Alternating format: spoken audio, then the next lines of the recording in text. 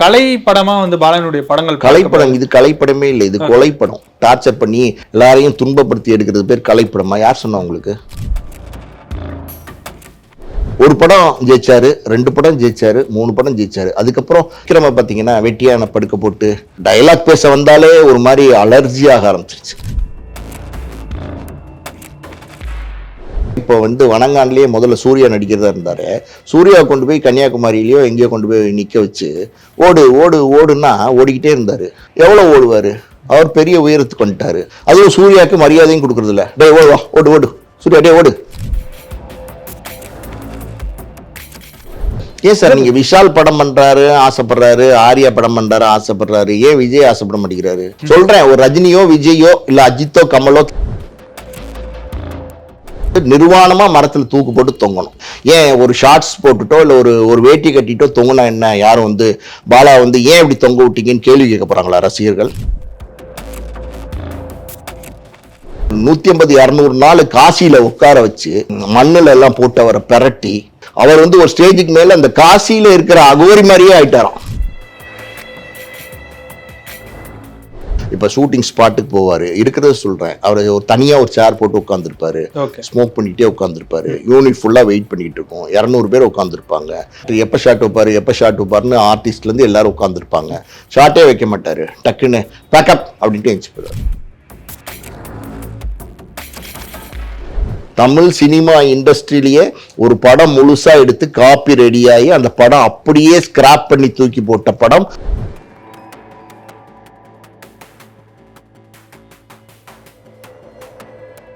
உலகத்தமிழர்கள் அனைவருக்கும் வணக்கம். நான் உங்கள் ஜபீர் செந்தமிழ். இது அக்காட் வாய்ஸின் கருத்தும் களமும் நிகழ்ச்சி.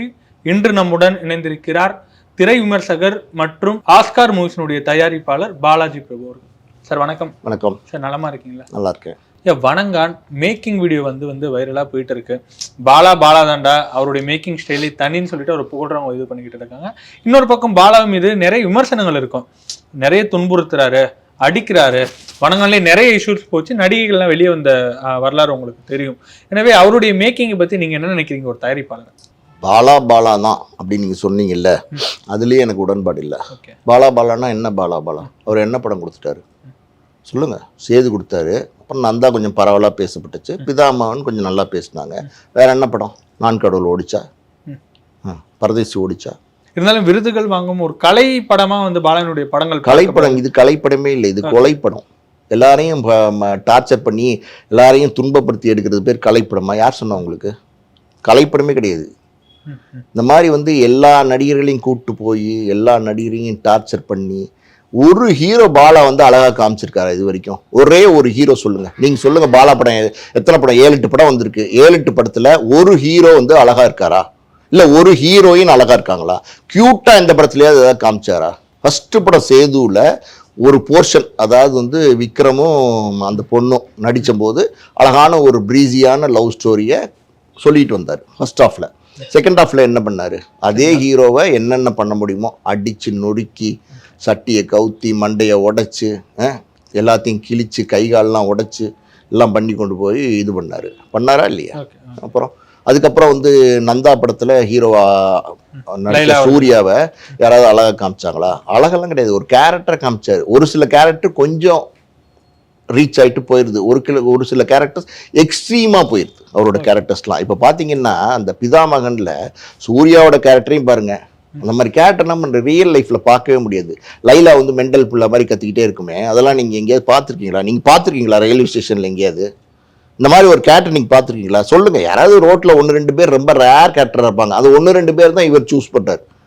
அப்புறம் பார்த்தீங்கன்னா விக்ரம பார்த்தீங்கன்னா வெட்டியான படுக்க போட்டு அவர் டயலாக் பேச வந்தாலே ஒரு மாதிரி அலர்ஜியாக ஆரம்பிச்சிருச்சு. ஒரு படம் ஜெயிச்சாரு, 2 படம் ஜெயிச்சாரு, 3 படம் ஜெயிச்சாரு. அதுக்கப்புறம் இதே மாதிரி எடுத்தாரு, நம்ம அதர்வா கூட்டிட்டு போய் பரதேசி எடுத்தாரு. அவருக்கும் இந்த முடியெல்லாம் இப்படி விட்டு ஒரு மொட்டை அடிச்சு முடி வளர்ந்தும் வளராம அது கால் நரம்ப கட் பண்ணி விட்ட மாதிரி ஓடி வரணும் ஆடி வரணும்னு அந்த தோட்டத்துக்குள்ள கிட்டத்தட்ட அது வந்து ஒரு 28-30 தடவை எடுத்திருக்காரு. அந்த தேயிலை தோட்டத்துக்குள்ள ஓடி போறத ஒரு ஹீரோவை போட்டு கஷ்டப்படுத்தக்கூடாது சார். ஏன் இப்போ வந்து வனங்கான்லயே முதல்ல சூர்யா நடிக்கிறதா இருந்தாரு, சூர்யாவை கொண்டு போய் கன்னியாகுமரியிலயோ எங்கேயோ கொண்டு போய் நிக்க வச்சு ஓடு ஓடு ஓடுன்னா ஓடிக்கிட்டே இருந்தாரு. சொல்ல ஓடினாரு. எவ்வளவு ஓடுவாரு? அவர் பெரிய உயரத்துக்கு வந்துட்டாரு. பாலா வந்து நந்தா படத்தின் மூலமா சூர்யாவுக்கு ஒரு உயரம் கொடுத்தாருங்கிறது உண்மைதான். பிதாமகன் அடுத்து நல்ல படமா கொடுத்தாருங்கிறது உண்மைதான். அதெல்லாம் நம்ம மறுக்க முடியாது. ஆனா ஒரு சூப்பர் ஹீரோவா இன்னைக்கு அவர் மாறிட்டார் சூர்யா. அதாவது வந்து ஒரு 7-8 நடிகர்கள், வியாபாரம் உள்ள நடிகர்கள், மார்க்கெட் உள்ள நடிகர்கள், மக்கள்கிட்ட வரவேற்பு உள்ள நடிகர்கள் இருக்காங்கன்னா அதுல ஒருத்தர் சூர்யா. அது உண்மைதானே? அப்போ அவரை கொண்டு போய் நீங்க பப்ளிக்ல வச்சுட்டு எத்தனை தடவை ஓட சொல்வீங்க? அதுவும் சூர்யாவுக்கு மரியாதையும் கொடுக்கறது இல்ல. டே ஓடு ஓடு சூர்யா, டே ஓடு. வணங்கால தான் வணங்கால இப்படி ஓட விட்டு தானே 8 கோடி ரூபாய் இன்வெஸ்ட் பண்ணிட்டு சூர்யா வேணான்ட்டு, படமே வேணான்ட்டு ஸ்கிராப் பண்ணிட்டு வந்துட்டாரு. ஓட விட்டு வெயில்ல ஓட விட்டு எடுத்தாரு. அப்புறம் வந்து அதுல இன்டர்வியூல சொல்லியிருக்காரு, அதாவது வந்து சூர்யா மாதிரி என் தம்பி அவரை மாதிரி ஒரு நடிகரை வந்து கன்னியாகுமரி மாதிரி இடத்துல பயன்படுத்துறது கஷ்டம், அது முடியல அப்படின்னு சொல்லியிருக்காரு. ஏன் ரஜினி நடிக்கலையா? ஓப்பன் லொகேஷன்ல விஜய் நடிக்கலையா? சொல்லுங்க. இப்ப கூட தான் ஆர்ஜே பண்ணுவார், அவர் பேர் என்ன, ஆர்ஜே பாலாஜி. அவர் வந்து சூர்யா படம் வந்து இப்போ பொள்ளாச்சி பக்கம் எங்கேயோ அவுட்டோர்ல தான் ஃபுல்லா எடுத்துட்டு வந்தாங்க. ஷெட்யூல் பேக்கப்பா இப்பதான் வந்தாங்க. ஏன் எடுக்கலையா? அப்போ அவருக்கெல்லாம் அந்த டிஃபிகல்ட்டிஸ் இல்லையா? பவுன்சர்ஸ் 10 பேர் வச்சுக்கிறாங்க. அப்படி இருக்கும்போது சூர்யாவை நெருங்க முடியுமா? அப்போ வந்து மற்ற நடிகர்கள்லாம் அவுட்டோர் லொக்கேஷன்ல நடிக்கவே இல்லை. அப்படிதான் பாலா சொல்றது நம்ம எடுத்துக்கணும். அப்படிதானே? அது நம்புற மாதிரி இல்லை. ரெண்டாவது பார்த்தீங்கன்னா, சரி சென்னை தமிழ்நாட்டில் எடுக்க முடியல, வேற ஊருக்கு கூப்பிட்டு போங்க, வேற ஸ்டேட்டுக்கு கூப்பிட்டு போங்க, விஜயவாடாக்கு போங்க, இல்லைன்னா வேற எந்த பக்கமாவது மைசூர் பக்கம் போங்க, ஏதோ ஒரு ஆந்திரா போங்க, நார்த் இந்தியா போங்க, கேரளா போங்க. எல்லா இடத்துலையும் சூர்யா வந்து முக்கிற மாதிரி முக்கியவா போகிறாங்க. எல்லா இடத்துலையும் தமிழ்நாட்டு நடிகருக்கு அங்கெல்லாம் பெரிய மார்க்கெட் இருக்கோ போது இருந்தால் கூட இப்படி தொந்தரவு பண்ண மாட்டாங்க. இப்போ கேரளாலாம் போய் எடுத்திங்கன்னா அவங்களாம் ரொம்ப டீசெண்டாக லெஜிட்டிமேட்டாக பிஹேவ் பண்ணுவாங்க. இப்படிலாம் வந்து நடிகர் மேலே உளுந்து பாயெல்லாம் மாட்டாங்க. அவங்களாம் பண்பட்ட ரசிகர்கள். நம்ம தமிழ் ரசிகர்கள் இருக்காங்களே, நடிகர்களுக்காண்டி உயிரையும் கொடுக்குறாங்க. பெரிய தப்பான விஷயம். அவங்களாம் ஒன்றும் பெரிய சாதனையும் பண்ணிடுறதில்ல, ஒன்றும் பண்ணிடுறதில்ல. சரி, நம்ம பாலா மேட்ருக்கு பேசிகிட்டு இருக்கோம். அந்த மாதிரி ஓடி அந்த படம் ட்ராப் ஆயிடுச்சு.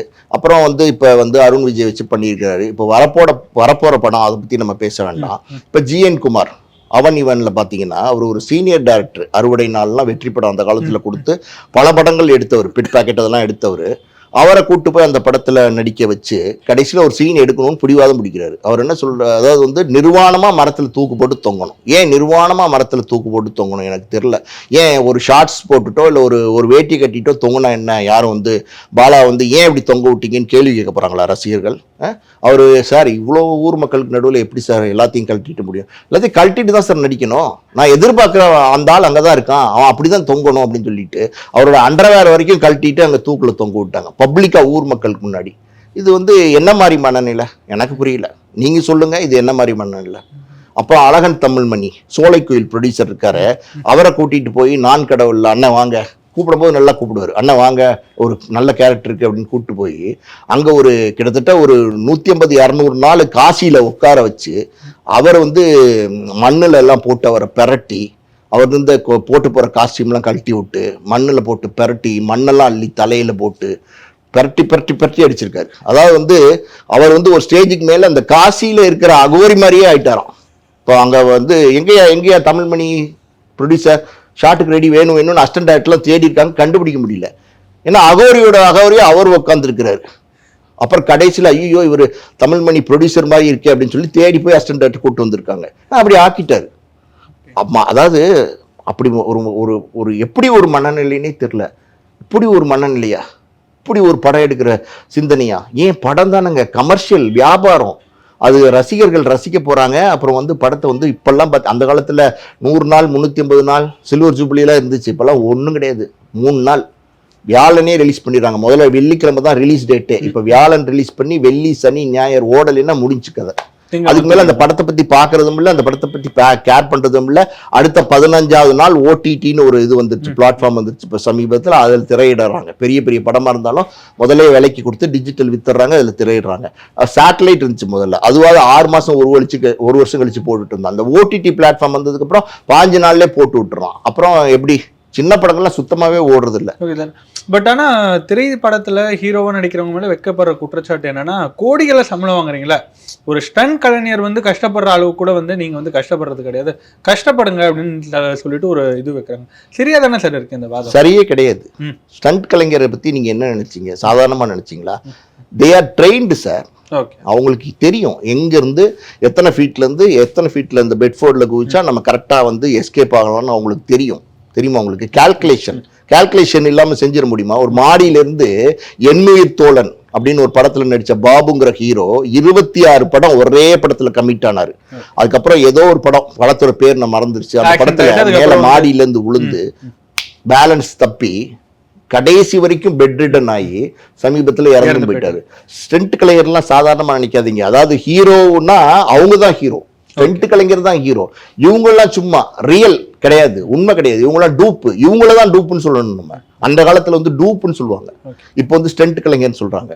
இவங்க தான் டூப். இந்த நடிகர்கள் இருக்காங்க பார்த்தீங்களா, பெரிய பெரிய ஸ்டார்ஸ், சூப்பர் ஸ்டார்ஸ். நான் வந்து ரஜினிகாந்த் சொல்லலை, எல்லாரையும் சொல்றேன், சூப்பர் ஸ்டார்ஸ். அவங்க தான் டூப்பே தவிர ஸ்டென்ட் கலைஞர் தான் ரியல் ஹீரோ. அது தெரியுமா உங்களுக்கு?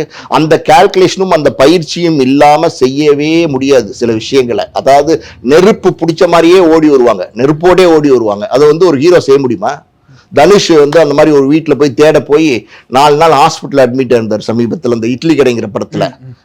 அது அவரே எதுக்கு எடுத்து செஞ்சு 4 நாள் ஹாஸ்பிட்டல் அட்மிட் ஆனார்ல. ஆனா அவங்களுக்கு அந்த பயிற்சி இருக்கும். அவங்க என்ன பண்ணுவாங்க, உள்ள போவாங்க, கரெக்டா அது எப்படி பிரீத் பண்ணும், எங்க பிரீத் பண்ணும், எல்லாமே அவங்களுக்கு ட்ரைனிங் இருக்கும். கரெக்டா போயிட்டு வெளில வந்துருவாங்க. நீங்க சாதாரணமா செய்ய முடியாது. அதனால ஹீரோ அப்படிங்கிறவங்க, நீங்க கோடிகள்ல பணம் வாங்குறீங்க, ஓகே, நடிக்க கூடாதா அப்படின்னு கேட்கலாம். அதாவது வெயில்ல நிக்க கூடாதா, மழையில நடிக்க கூடாதா? சில பேர் பாத்தீங்கன்னா ஃபால்ஸ்ல வந்து ஹாட் வாட்டர் வேணும்னு கேட்கிற நடிகர்கள்லாம் இருக்காங்க. ஃபால்ஸ்ல எங்கேயாவது ஹாட் வாட்டர் கிடைக்குமா? நான் சுடு தண்ணி தான் இருந்தாதான் நடிப்பேன் அப்படின்னு சொல்ற நடிகர்கள்லாம் இருந்தாங்க. பேர் வேண்டாம். அந்த மாதிரி கேட்கறது, இப்ப பன்னீர் இருந்தாதான் எனக்கு வந்து மலை சீனி வேணும் அப்படின்னு கேட்பாங்க. அது தப்பு. அந்த மாதிரி செய்யறத நம்ம கண்டிக்கலாம். இந்த மாதிரி அவங்களை வந்து கூட்டு போய் ஸ்டென்ட் காட்சியை நீங்க நடி அப்படிங்கிறதெல்லாம் ஆபத்து, ரொம்ப ஆபத்து, பேராபத்து. ஒரு ஹீரோ நம்பிதான் ஒரு தயாரிப்பாளர் முதலீடே செய்யறாரு, அந்த முதலீட்டுக்கே ஆபத்து. சரி, இப்படி நம்ம ஒரு பக்கம் விமர்சனம் வச்சாலும் கூட இது பொதுமக்கள் கருத்தா இருக்கலாம், கலைப்படம், இதெல்லாம் இதை தூக்கி வச்சிடலாம். பாலாவனுடைய 25 கொண்டாட்டம் நீங்க பார்த்துருப்பீங்க. மேடையில மணிரத்னம் அவர்கள் சொன்ன வார்த்தை, நிறைய இயக்குநர்கள் வந்துட்டாங்க, ஏதோ படம் பண்றாங்க, நீங்க வரணும் பாலா, தமிழ் சினிமாவுக்கு நல்ல படங்கள் பண்ணுன்ற மாதிரி அந்த ஒரு துணியில ஒரு விஷயத்த சொல்லியிருப்பார் சார். ஸோ மணிரத்னமே ஒரு இமயம், அவரே வந்து மதிக்கக்கூடிய இடத்துல தானே பாலா இருக்காரு. சார், ஒரு விழாக்கு போறீங்க, அவருக்கு பாராட்டு விழா. நான் சிம்பிளா கேட்கிறேன், லாஜிக்கா ஒரு கொஸ்டின் கேட்கிறேன். 25 வருஷம் ஒரு திரையுலகுக்கு வந்து விழா நடத்தினாங்க, அந்த விழாவே வந்து நடத்திருக்க கூடாது. அவர் 7-8 படம் தான் நடத்திருக்காரு. அப்படி ஒன்றும் அபார சாதனை படைத்த இயக்குனர் அல்ல பாலா, என்னுடைய கருத்து. ஓகேவா? இப்போ ஒரு விழாக்கு ஒரு சீஃப் கெஸ்டா கூப்பிடுறீங்க, அங்க மைக்க பிடிச்சி இவன்லாம் ஒரு டைரக்டரா, இவன்லாம் என்ன படம் எடுக்க வந்துட்டான் அப்படின்னு பேசினா எப்படி தப்பா தானே ஆகும்? அதனால மரியாதை நிமித்தமா பேசுவாங்க, பேசதான் செய்வாங்க. அதுவும் சினிமாக்காரங்களுக்கு வேஷம் போடுறதுக்கோ நடிச்சு பேசுறதுக்கோ சொல்லியே தர வேண்டாம். நான் யாரையும் குறிப்பிட்டு சொல்லலை, மணிரத்னத்தெல்லாம் நான் சொல்லலை, பொதுவா சொல்றேன். ஒரு விழா மேடையில போய் அந்த விழால ஒருத்தரோட பாராட்டு விழால போய் பாராட்டி தான் பேச முடியும். அவங்களுடைய சூழ்நிலை அப்படிதான். அவங்கள வந்து அந்த இடத்துல சூழ்நிலை கைதின்னு தான் சொல்லணும். ஏன்னா வந்து அங்க போய் கண்ணா புண்ணான்னு பேச முடியாது. அதனால அவர் மரியாதை நிமித்தமா பேசியிருக்கலாம். சரி, இதெல்லாம் ஒரு பக்கம் இருக்கட்டும். இன்னொரு பக்கம் வந்து பாலாவை எடுத்துக்கிட்டோம் அப்படின்னா, பாலா கூட நடிக்கிற நடிகர்கள் வந்து ஏதாச்சும் ஒரு சண்டையில இல்லை ஏதாச்சும் ஒரு பிரச்சனையில வந்து நிச்சயம் வெளியே போயிடுவாங்க. அது சூர்யா பாலாவுக்கு உண்டான சண்டையா இருக்கட்டும், இல்லை பாலா விக்ரம் அவர்களுக்கு உண்டான சண்டையா இருக்கட்டும். சமீபத்தில் வணங்கான்ல இருந்து ஒரு நடிகை வந்து வெளியே போனாங்க. எனவே நடிகர்களுக்கும் கூட வந்து பாலாவின் மீது ஒரு அசௌகரியம் இருக்குதா? நடிகர்கள் படத்துல நடிக்க வச்சு ரொம்ப டார்ச்சர் பண்ணுவாரு. அது இல்லாம பாத்தீங்கன்னா இப்ப ஷூட்டிங் ஸ்பாட்டுக்கு போவாரு, இருக்கிறத சொல்றேன், அவர் ஒரு தனியா ஒரு சேர் போட்டு உட்காந்துருப்பாரு, ஸ்மோக் பண்ணிட்டே உட்காந்துருப்பாரு. யூனிட் ஃபுல்லா வெயிட் பண்ணிட்டு இருக்கோம், 200 பேர் உட்காந்துருப்பாங்க. அவர் வாட்டிலும் அப்படியே உட்காந்துருப்பாரு. ஒரு டீ கொண்டா அப்படின்னுவாரு, ஒரு டீ கொடுத்தோன்னா மறுபடியும் குடிப்பாரு, மறுபடியும் சிகரெட் குடிப்பாரு, அப்படியே உட்காந்துட்டே இருப்பாரு. ஒரு ஃபுல், ஏன்னா டேரக்டர் எப்போ ஷாட் வைப்பாருன்னு ஆர்டிஸ்ட்ல இருந்து எல்லாரும் உட்காந்துருப்பாங்க.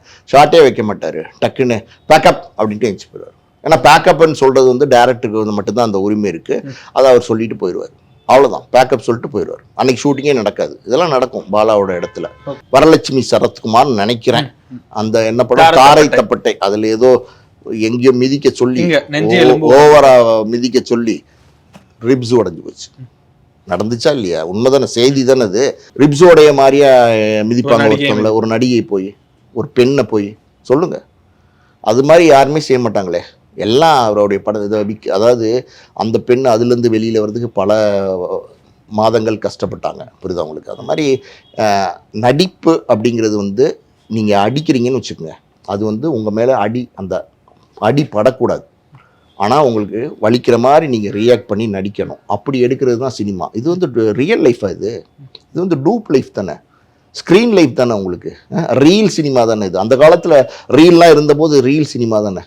இப்போ வந்து அதில் எதுக்கு இவ்வளோ போட்டு உடைக்கணும், மண்டையை உடைக்கணும், ஆளை மிதிக்கணும், சுண்டு வரலை வெட்டி விடணும், கட்டை வரலை உடைச்சி விடணும், இதெல்லாம் எது குரூர சிந்தனையால் இருக்குது.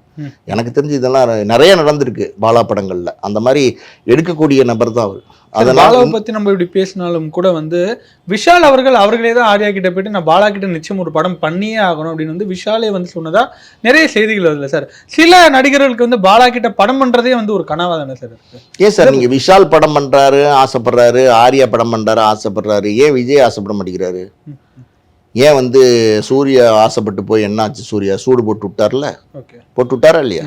அப்புறம் நீங்க ஏன் ரஜினிகாந்த் கமலஹாசன்லாம் ஆசைப்பட மாட்டேங்கிறாங்க? ஏன் அவங்களாம் நடிகர்கள் இல்லையா? இப்போ சிவகார்த்திகேயன் பாலா படத்தில் நடிக்க ஆசைப்படுறாரா? நல்லா சந்தோஷமா போயிட்டு இருக்கு அவரோட வாழ்க்கை. பாலா படத்தில் ஒரு படம் நடிக்க சொல்லுங்க, என்ன ஆகுதுன்னு பாருங்க. அவரோட மார்க்கெட்டை முழுசா ஓச்சு விட்டுருவாரு. பாலா, தங்கர் பச்சன் இவங்க படத்துல எல்லாம் எல்லாரும் நடிக்க முடியாது சார். தங்கர் பச்சன் இப்படி டார்ச்சர்லாம் பண்ண மாட்டாரு, அவர் வேற ஸ்டைலு. சொல்றேன், ஒரு ரஜினியோ விஜயோ இல்ல அஜித்தோ கமலோ தங்கர் பச்சனுக்கு ஒரு படம் கொடுப்பாங்களா? அதே மாதிரி தான் பாலா படத்துல இவங்களாம் நடிக்க ஆசைப்பட மாட்டாங்க. இவங்க கைக்கு அடக்கமா ஒரு ஆர்டிஸ்ட் வேணும். அது 1 வருஷம் 2 வருஷம் எடுக்கணும். அதுக்கு யார் தோதா இருக்காங்களோ அவங்கள கூப்பிட்டு போகிறது.